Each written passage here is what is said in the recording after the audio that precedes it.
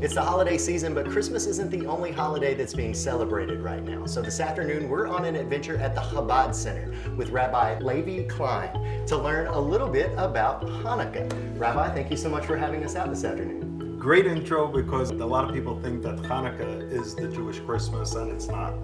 Actually, they celebrate two different events, and each one is special and unique, and therefore I guess we're here today to share the uniqueness about the holiday of Hanukkah. Let's talk about the story of Hanukkah.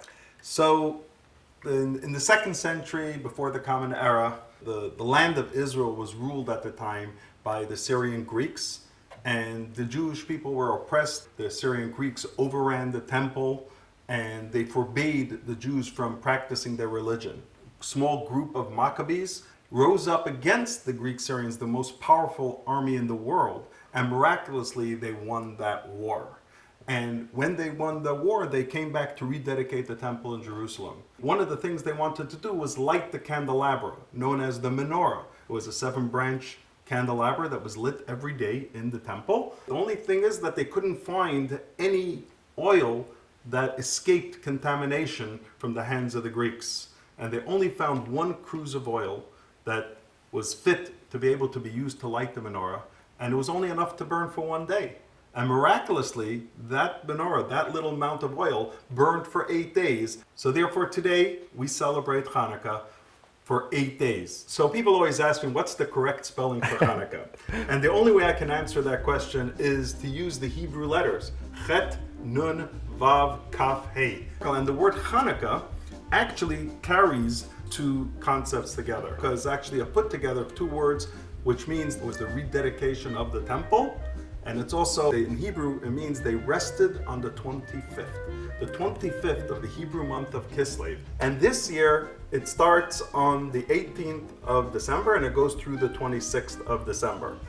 Well, nice little history lesson, and obviously a pretty big reason to celebrate as well. Let's talk about some of the things that are traditionally associated with Hanukkah. So the holiday is celebrated by prayer, song, praise to God for the great miracle, and it was instituted that we also light the menorah.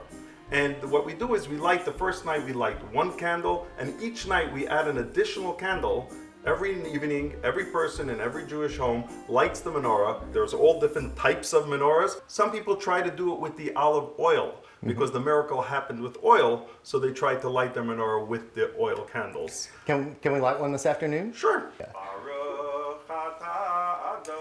We have what's called the servant candle, and that's the one that's always raised either higher or lower, and that's the one we use to light the other candles, so that's not part of the 8 count. And we take what we know as the shamash, the servant candle, and we make the blessings, and then we light the menorah. Baruch atah Adoshem Elokeinu melech haolam sha'asa nisim lavoteinu Bayamim hahem b'azman hazeh. You have a very beautiful singing voice, sir. Thank you. And the second blessing that we made, the first one is that we're sanctified with our commandments and commanded to light the candles. And the second one is that we recognize that God did a miracle to our ancestors. Absolutely, a very cool way to honor that. Oh, well, let's talk a little bit about the dreidel now, because I think a lot of people have heard the song, dreidel, dreidel, dreidel. So I made you out of clay. I made it out of clay, and when you're dry and ready, oh dreidel, I shall play. Well, so these spinning tops. I was going to say they look like spinning tops, Right. and so I'm a little bit familiar with these.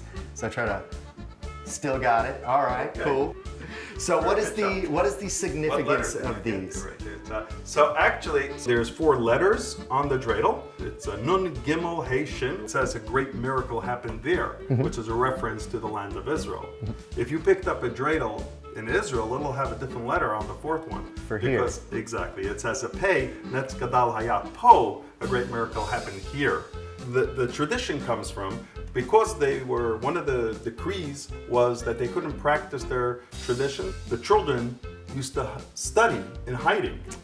And what happened was, when they would come and they would want to inspect what the children were doing there, they would hide their scrolls and they would take out these spinning tops and say they're just playing games And because of that, today's days, we actually have games with the dreidel. And if you get really sophisticated, there's actually ways you can get it to spin upside down too. That was sick. Awesome. All right, so you got some tricks up your sleeve. You got a beautiful singing voice. We can make a dreidel tournament.